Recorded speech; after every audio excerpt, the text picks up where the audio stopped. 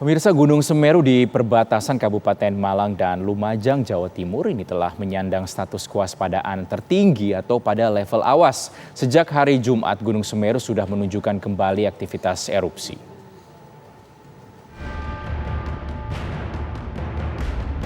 Semeru kembali menggeliat hari Jumat 2 Desember lalu.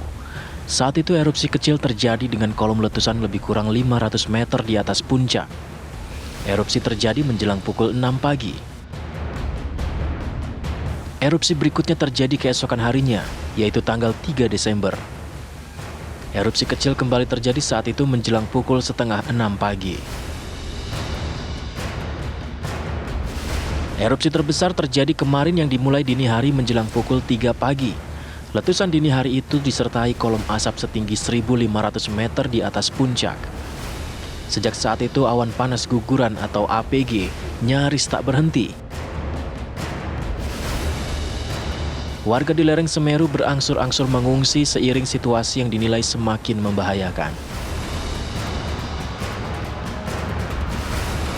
Erupsi bahkan menghancurkan salah satu CCTV pengamatan Gunung Semeru.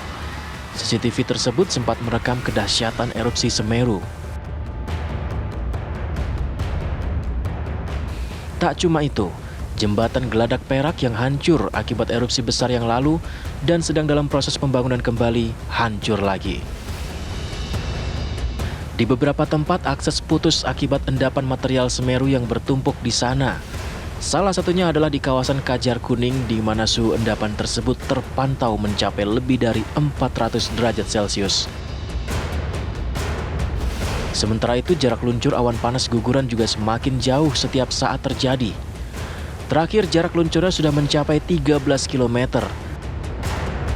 Jarak luncur tersebut membuat PVMBG menetapkan kenaikan status bahaya Semeru menjadi awas atau level tertinggi bahaya. Kondisi ini pun membuat Bupati Lumajang Thorikul Haq alias Cak Thorik memutuskan tanggap darurat bencana hingga 14 hari ke depan. Hal itu menyusul kenaikan status bahaya Semeru sekaligus aktivitas gunung yang masih tinggi. Saya sudah berkeputusan untuk tanggap darurat 14 hari sejak hari ini.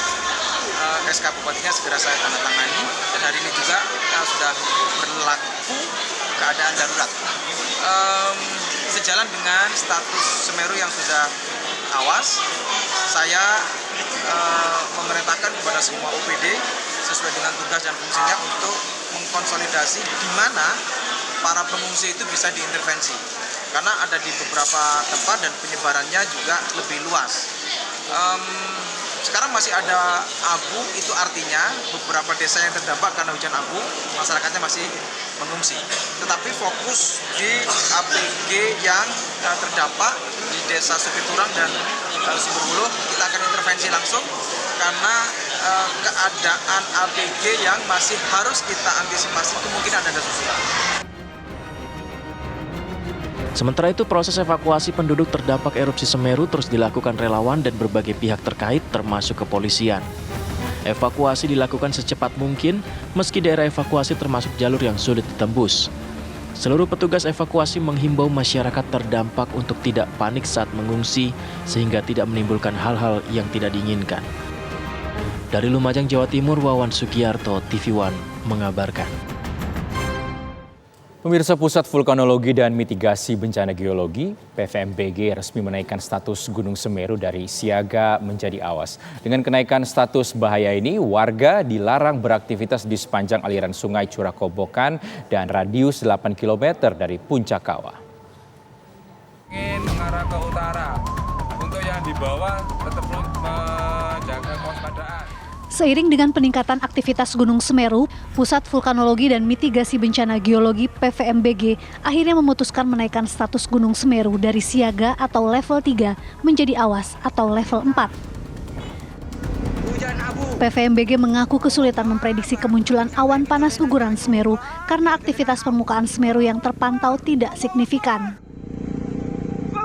Yang menjadi kesulitan dalam memonitor Gunung Semeru ini, aktivitas permukaan tidak terlampau signifikan atau dominan, Jadi lebih ke aktivitas yang lebih dalam dari suplai magma di Gunung Semeru. Nah ini yang agak sulit diantisipasi lebih cepat karena untuk kebanyakan kasus di gunung-gunung ini setelah proses yang di dalam biasanya diikuti oleh proses yang dekat permukaan. Tapi untuk kasus Semeru ini langsung dari dalam menuju permukaan. Jadi bisa dibilang cepat sekali prosesnya. Artinya kalau langsung dari dalam menuju ke permukaan itu kira-kira gambarannya gimana Pak Endra? Ya seperti kita lihat dari data-data baik dari data deformasi maupun data kegempaan dangkal tidak terlalu banyak memberikan signifikasi ya. Hanya data-data dalam. Nah biasanya kita menunggu kalau ada suplai dari dalam atau identifikasi sinyal-sinyal dari dalam, kita menunggu berapa saat ada dulu proses di dekat permukaan. Kalau Semeru dalam hal Semeru ini langsung, sehingga itu yang memberikan kita menaikkan menjadi awas karena prosesnya akan sangat cepat. Keputusan menaikkan status bahaya Gunung Semeru juga dilakukan untuk mengantisipasi jatuhnya korban jiwa. Sebab salah satu ciri khas erupsi Semeru adalah adanya guguran awan panas yang bisa mencapai lebih dari 10 km. PVMBG mengimbau warga untuk tidak beraktivitas di sepanjang aliran Sungai Curah Kobokan hingga sejauh 19 km. Warga juga dilarang melakukan aktivitas apapun pada radius 8 km dari puncak kawah karena berpotensi terkena lontaran material pijar. Dari Lumajang, Jawa Timur, Wawan Sugiarto, TV One mengabarkan.